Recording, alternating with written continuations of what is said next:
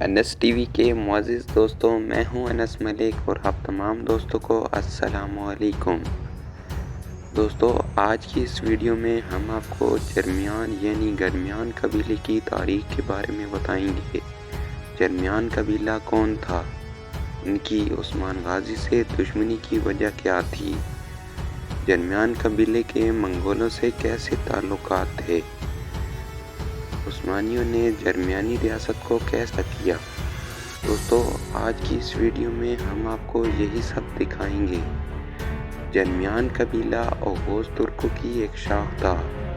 یہ قبیلہ 1239 میں ماوراءالنہر سے ہجرت کر کے کوتاہیہ کے علاقے میں آ گیا۔ یہاں اس وقت سلجوق سلطنت کی حکومت تھی۔ اس قبیلے کے سردار کا نام مظفر الدین علیشار تھا۔ علیشار بے کا کردار اس سے پہلے آپ کلچ عثمان کے سیزن 1 میں بھی دیکھ چکے ہیں، جس میں علیشار بے کو عثمان غازی کا دشمن پایا گیا ہے۔ یہ قبیلہ 1277 میں کوتاہیہ سے ہجرت کر کے مغربی اناطولیہ کی طرف آ گیا۔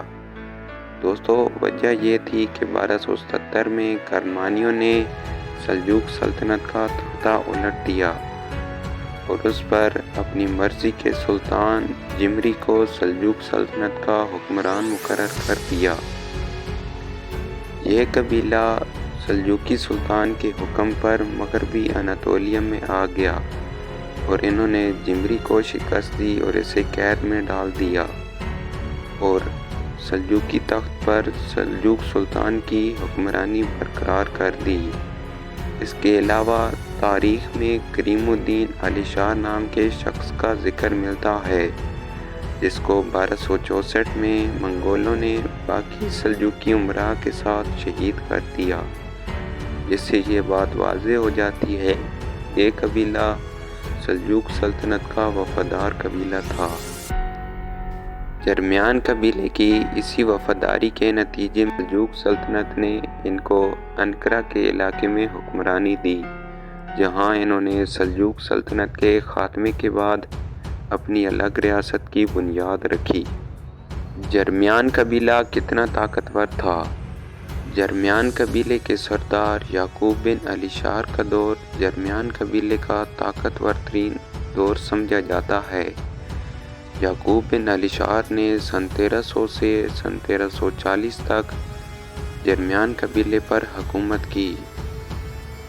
یعقوب بن علیشار نے سن 1300 میں سلجوق سلطنت کے خاتمے کے بعد اپنی الگ ریاست کی بنیاد رکھی۔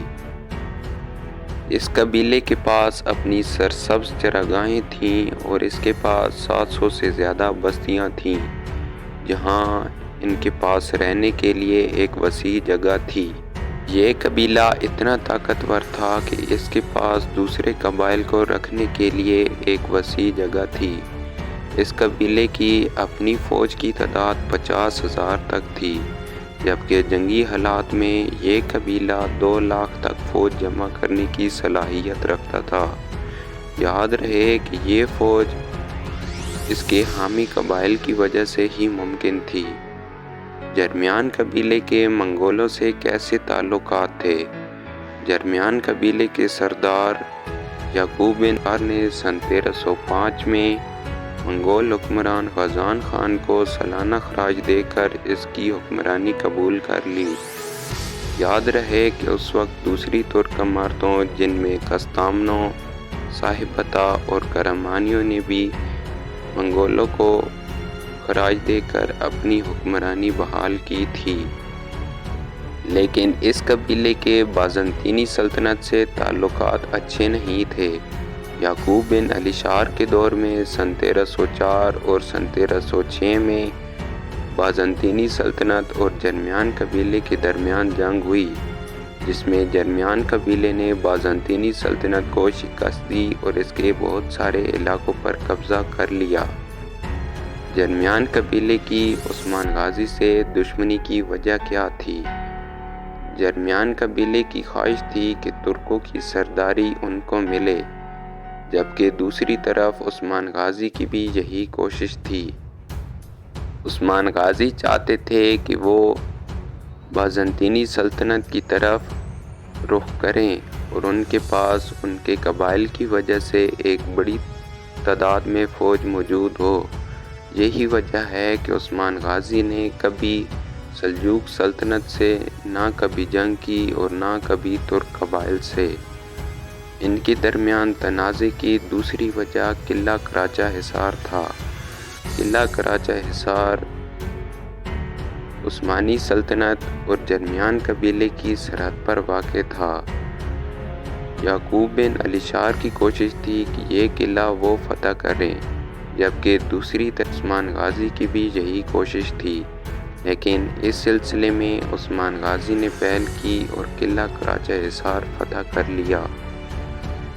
عثمانیوں نے جرمیانی ریاست کیسے فتح کی؟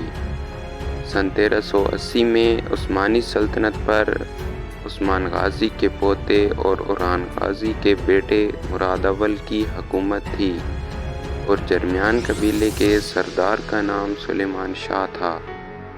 سلطان مراد اول نے سلیمان شاہ کو پیشکش کی کہ وہ اپنی بیٹی کی شادی ان کے بیٹے شہزادہ بایزید سے کر دیں، لہٰذا انہوں نے ایسا ہی کیا اور اپنی بیٹی کی شادی شہزادہ بایزید سے کر دی، اور 1390 میں پوری جرمیانی ریاست سلطنت عثمانیہ میں ضم ہو گئی اور اس کے دارالحکومت کوتاہیہ پر شہزادہ بایزید کی حکمرانی قائم ہو گئی۔ دوستو، اگر آپ کو ہماری یہ ویڈیو اچھی لگ سے لائک کرنا نہ بھولیں اور چینل کو لازمی سبسکرائب کریں۔